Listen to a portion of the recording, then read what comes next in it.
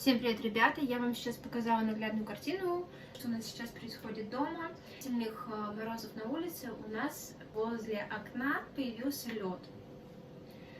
И хоть ты что с ним делай, он появляется, потому что оттуда дует, ты вот так руку подставляешь, тебе дует, как будто бы ты на проветривание окно открыл.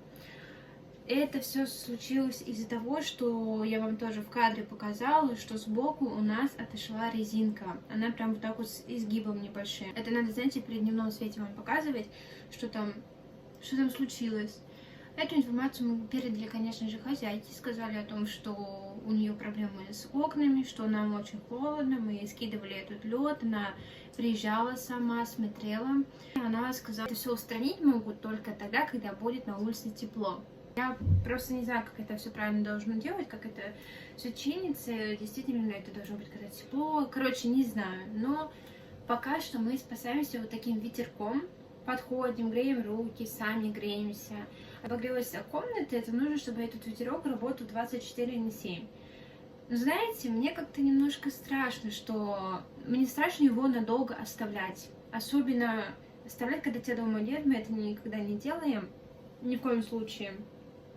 Потому что я слышала случаи, что у кого-то возгоралось. Он пылил, возгорался, короче, пожар был. А мне этого не надо. Сейчас мы спасаемся теплыми костюмами. Я еще бываю халат сверху надеваю. А что делать? Холодно очень. Знаете, вот вообще в этой комнате, в общежитии, постоянно какие-то нюансы. Порвалась тюль.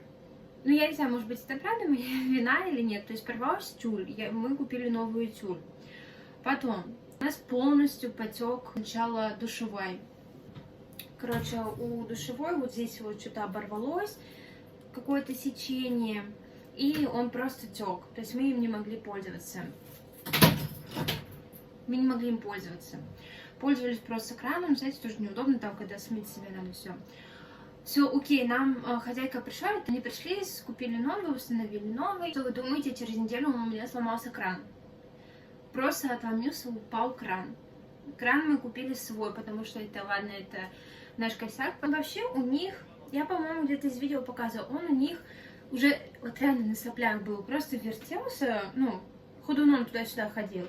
И здесь, так сказать, что его последний день, была последняя минута этого крана, я когда мыла полы, в ванной комнате мыла полы, поднимаю ведерко. Вот это вот, сейчас я вам покажу.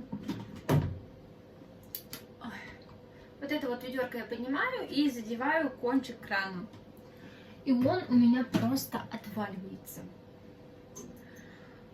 Окей, мы купили кран, поставили кран. Через месяц у нас ломается плита. То есть она горит, она включается, но нагревается. Мы купили новую плитку. Здесь на днях я разговариваю с мамой по телефону.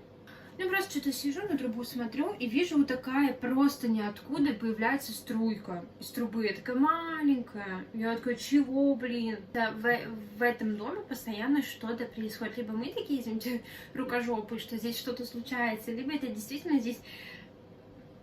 Нам не надо находиться здесь, жить. Просто, ну, знаете, я в полном недоумении. Постоянно какая-то херня происходит. То постоянно нам в дверь стучатся. Ночью. Время один раз 12 ночи. Хлоп, стук в дверь. Подходим, смотрим в глазок. Мужик стоит. Знаете, в 12 ночи открывать какому-то мужику дверь, спрашивать, что ему надо. Один раз я помню, я сижу, ем. И я слышу, как моя ручка, ну, как ее открывают. Я вообще перепугалась. Подхожу к двери, говорю, кто? И слышу, шаги уходят. В глазок смотрю, уже спину вижу. То ли это мужчина, то ли женщина, в черной куртке какой-то были.